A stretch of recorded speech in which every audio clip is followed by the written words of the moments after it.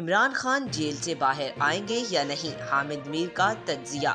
Senior सहाफ़ी और तज्जियाकार हामिद मीर ने कहा कि हुकूमत समझती है इद्दत में निकाह केस में भी इमरान खान बरी हो गए तो अलकादिर ट्रस्ट केस में फंस जाएंगे।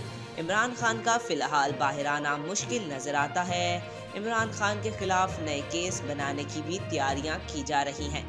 इमरान खान खुद अभी रिहा होने के लिए तैयार नहीं है। इमरान खान जो भी करेंगे जेल से बैठकर करेंगे। हामिद मीर ने कहा, यह हुकूमत को साबित करना था कि इमरान खान ने जलसे में जो कागज लहराया वो साइफर था। इमरान खान को सजा दिलवाने के लिए अदालत में साइफर पेश ना करना हुकूमत की कमजोरी है। सियासत में इमरान खान जीत गए और हुकूमत हार गई। उन्होंने इनके ख्यालात का इज़हार निजी टीवी के प्रोग्राम आज शाहजेब खानजादा के साथ में गुफ्तगू करते हुए किया। प्रोग्राम में वज़ीर आज़म के मुशीर बराए सियासी अमूर राना सनाउल्लाह ने भी शिरकत की।